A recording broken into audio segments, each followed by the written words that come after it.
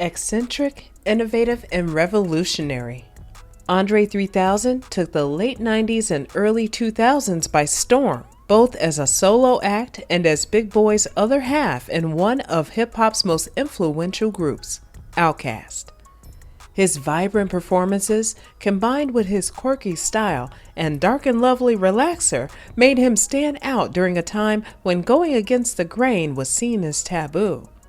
He'd gradually fade out of the spotlight and into hiding after a decade of being in the business, and it's been 16 years since Outkast's last album. Due to an array of mental health issues, self-sabotage, and realizations, Andre washed his hands with the industry, and it's looking like we'll never be getting another project from him ever again. How did one of music's most inspirational artists willingly give up his career?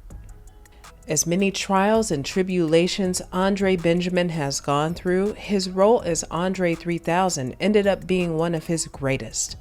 From being praised, booed, to being praised again, a young Andre didn't know where he'd end up as a rapper and overall artist when he broke into the music scene back in the early 90s. From stage name transformations and brand images, all Andre knew was that he was a man with a passion for the art of music.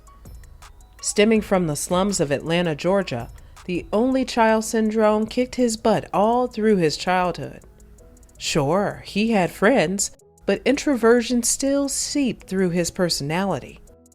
Luckily for him, introversion births levels of creativity that only a select few are given. Needless to say, the creativity worked in his favor.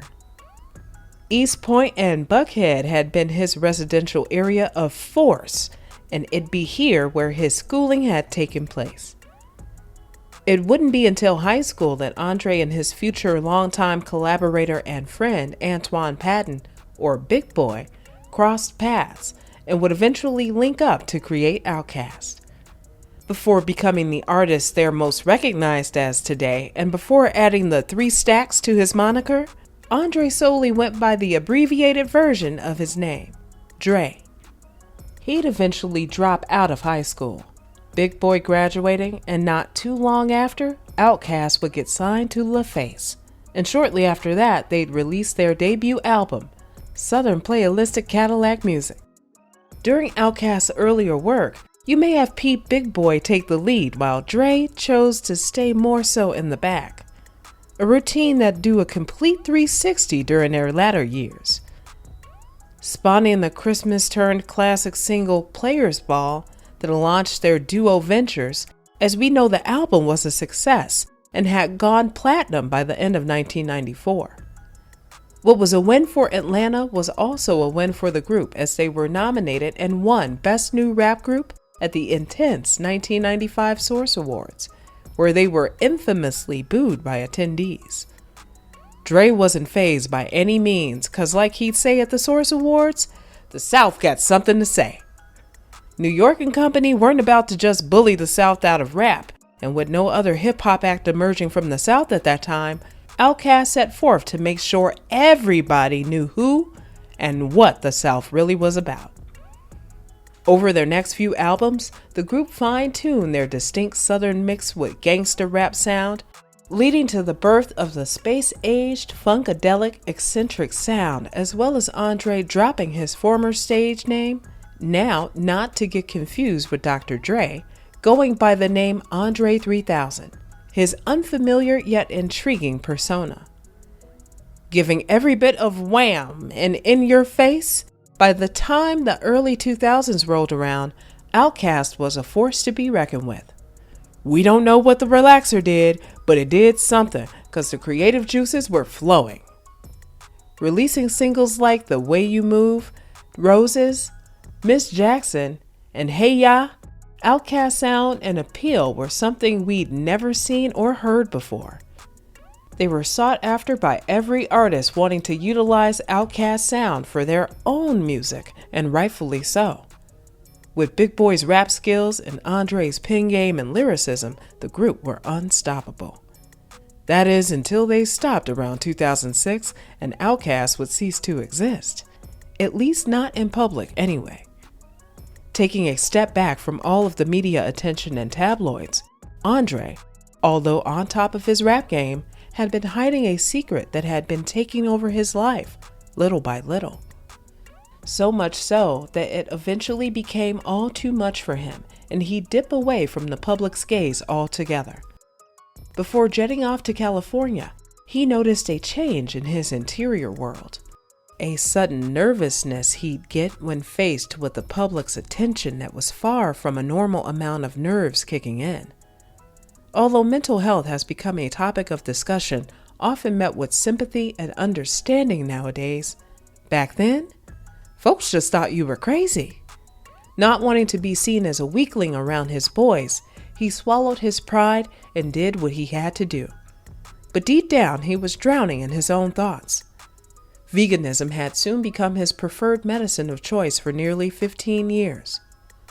Taking up the diet in hopes of balancing out his work, health, and mental struggles. Andre would soon return to rapping in 2007, this time away from his longtime partner, Big Boi. Now venturing off as a solo act, he'd appear on various remixes and collaborate with a plethora of music peers who couldn't wait to drag him in all sorts of directions. Lines were ringing off the hook. From Jay-Z to Eminem, 3 Stacks was in high demand, lending his artistry to anthems like UGK's International Players Anthem and childhood friend Farnsworth Bentley's song, Everybody. He'd also appear on some of Y2K's biggest hits, like DJ Unk's Walk It Out and Lloyd's Dedication to My Ex. Continuing his string of guest appearances, working alongside one of his faves, Q-Tip, the remix to Sierra's Ride in 2010, Chris Brown's Deuces, Drake's The Real Her, Frank Ocean's debut album Channel Orange, and continued working with artists like Rick Ross, T.I., Kanye West, and Beyonce for her song Party off of her 4 album that ended up winning Best Rap Sung Collaboration at the 2012 Grammy Awards. Teaming back up with Beyonce for the Great Gatsby film soundtrack. Staring off into film wasn't new to 3K, whose acting resume is as impressive as his music discography. Appearing in a film by Outkast, Idlewild, he'd also appear in the movie Four Brothers, and even voiced a crow in the film Charlotte's Web. What many may not know was that film had also been something he'd prolonged for, becoming a member of Quentin Tarantino and Lawrence Bender's production company until its closure in 2006, which led him to creating his own company, Moxie Turtle. He may have not been dropping his own music, but Andre surely kept himself busy by hopping on others' tracks, producing, writing, and partaking in hobbies like painting, playing the flute, as well as the bass clarinet. Despite popping up every now and again on your faves projects, Andre seems to be a recluse these days, with no intentions of even being a celebrity, most likely due to his fight with depression and being diagnosed with social anxiety and hypersensitivity disorders. In recent years, he's been spotted around LA with his favorite tools in tow, a bass clarinet or a flute, and popping up at open mic nights applauding every performer that crosses the stage. Andre 3000's disappearance from the spotlight isn't a case of talent forgotten like many of his peers unfortunately faced along their careers. Instead, it's been a case of lack of motivation and confidence and the fear of not living up to what most may perceive as his best work. He'd often find himself sitting at his keyboard, pen and camera ready, and although he'd love to, just doesn't have it within him to create another body of work. Giving an interview with the Broken Record podcast, he lets it be known why y'all haven't heard another Andre 3000 album since 2006. There have been times where I've prayed to a God that I didn't even know existed, like, I'd rather you take this away from me, all of this, if I could just feel normal. Take the voice career, all that shit, you can have it. If I can feel normal, I tinker a lot. Like, I would just go to my piano and just sit my iPhone down and record what I'm doing. Move my fingers around and whatever happens. I haven't been motivated to make a serious project. I'd like to, but it's just not coming. In my own self, I'm trying to figure it out. Where do I sit? I don't even know what I am. Maybe I'm nothing. Maybe my history is kind of handicapping in a way. So I'm just trying to find out what makes me feel the best right now. Despite being seen in the studio, we're sad to inform you that Andre 3000 just may be done with that side of music for good, as well as being a celebrity in general, deeming the ideal of celebrity as being corny. Even if that were the case, his catalog of music and overall accomplishments is what led to publications like Billboard ranking him number 6 on their greatest rappers of all time list. So much so that even artists like Kendrick Lamar sought out Andre to be the first to listen to his Good Kid, Mad City album. It's safe to say Andre 3000 just wants to be Andre Benjamin from now on. Were you surprised to find out what happened to Andre 3000? Let us know your thoughts and opinions down below in the comments. And stay tuned for more true celebrity stories.